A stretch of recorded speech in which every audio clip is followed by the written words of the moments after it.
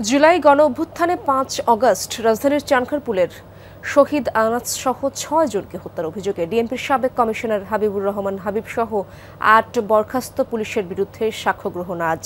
বিচারপতি মোহাম্মদ গোলাম মুর্তজা মজুমদারের নেতৃত্বে ৩ সদস্যের ট্রাইব্যুনাল ১-এ সাক্ষ্য গ্রহণ শুরু হবে।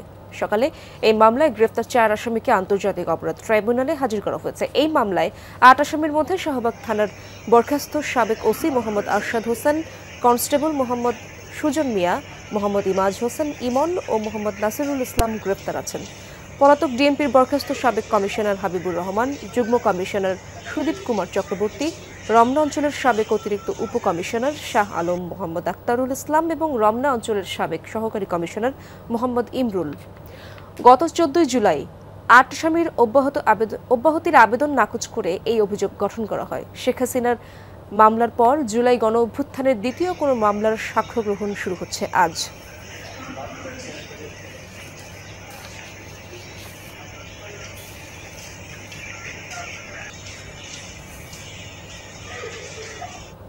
দর্শক, এই বিষয়ে আরো জানার চেষ্টা করব। আন্তর্জাতিক অপরাধ ট্রাইব্যুনালে রয়েছেন আমার সহকর্মী মাইনুল মারুফ। আজ তো এই মামলায় সাক্ষ্য গ্রহণ শুরু হচ্ছে, এ ব্যাপারে নতুন কোনো তথ্য কি রয়েছে কিনা আপনার কাছে? ইশরাত, আমরা দেখেছি যে গত কয়েকদিন আগে কিন্তু এই মামলার অভিযোগ গঠনের পর আজকের দিনটি সাক্ষ্য গ্রহণের জন্য নির্ধারিত ছিল এবং সে অনুযায়ী কিন্তু আজ সাক্ষ্য গ্রহণ ও সূচনা বক্তব্যের শুরু হবে। অর্থাৎ দ্বিতীয় কোনো মামলা হিসেবে কিন্তু আজ এই যে চানখারপুলের ৬ জনকে হত্যা করা হয় আনাস সহ, এই মামলার সাক্ষ্য গ্রহণ শুরু হচ্ছে। এই মামলায় আমরা দেখেছি এর আগে যখন অভিযোগ গঠনের শুনানি ছিল তখন যারা আসামি রয়েছেন গ্রেপ্তার কনস্টেবল সুজন সহ তাদের প্রত্যেকের বিরুদ্ধে অভিযোগ কিন্তু পড়ে শোনানো হয় এবং পড়ে শোনানোর পর তাদেরকে কিন্তু যে বিচারপতি ছিলেন তিনি জিজ্ঞেস করেছিলেন তারা তাদের দোষ স্বীকার করেন কিনা। তখন তারা প্রত্যেকেই তাদেরকে নিরপরাধ দাবি করেছেন এবং নিরপরাধ দাবি করে মামলা থেকে অব্যাহতি চান।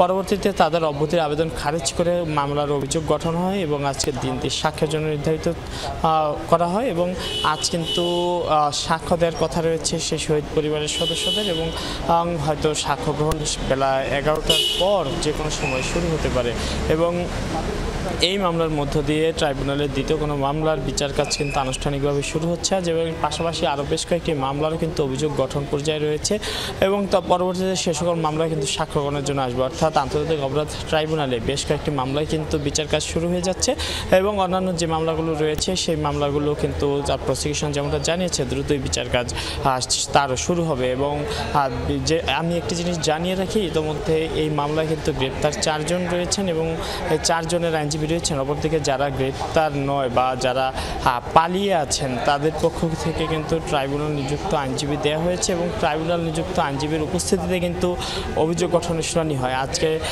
ট্রাইব্যুনাল নিযুক্ত আইনজীবীরা থাকবেন এবং তাদের উপস্থিতিতে এবং যারা গ্রেপ্তার আছেন তাদের আইনজীবীরা থাকবেন, তাদের উপস্থিতিতে কিন্তু সাক্ষ্য গ্রহণ হবে। ইশরাত, মারুফ, ধন্যবাদ আপনাকে।